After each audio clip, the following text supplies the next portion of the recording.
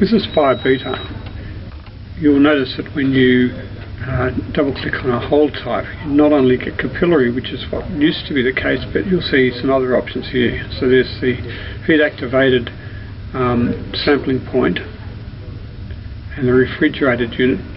But what I want to talk about at the moment is this drop pipe.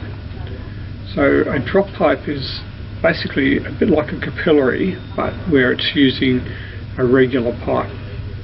And this is often used by running, say, a pipe above the ceiling and having drop pipes that then drop down to ceiling level.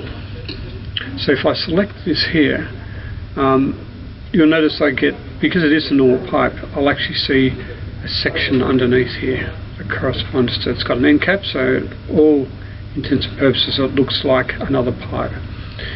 Now there's something special about drop pipes, and that is they can, because they are very similar capillaries, they can use a mathematical, not really shortcut, but a way of expressing the equation that converges very quickly, and so we can have basically an unlimited number of drop pipes. But drop pipes, even though they're based on the same components as a bend, as a branch,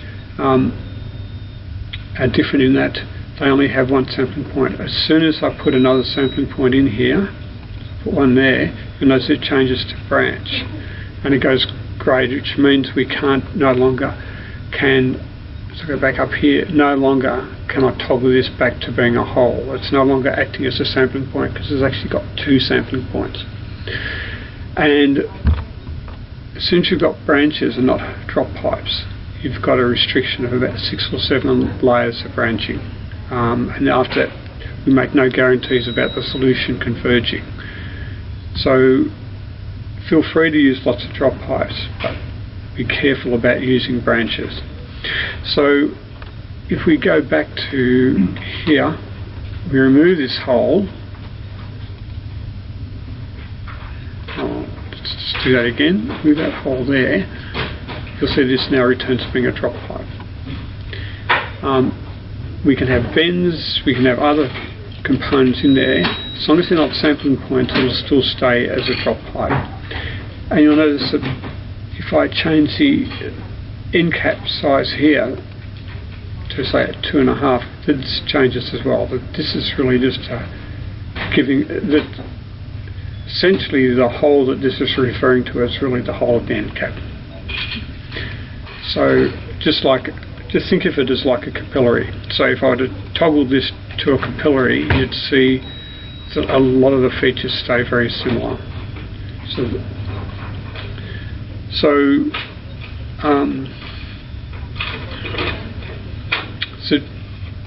just be aware that drop pipes are quite a useful thing, but they need to be treated as basically equivalent of capillary. You don't put more than one sample point in those drop pipes, and that includes the end caps. If you've got an end cap, you can't put any more holes unless you block up that end cap.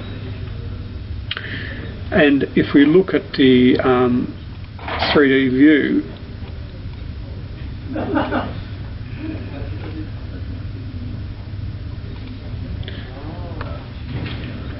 you will see that here's our drop pipe here. It just acts like, so if I to go back in here and we to make this a drop pipe as well, you'll see, and let's just use our fill down to make these next 2 drop pipes as well, and you can see how we've turned these holes into just essentially small pipes with end caps on the end of them. And because they are just a sample point, then you can always go and swap them back to being a hole or turn them into a capillary, that they're all treated as being interchangeable.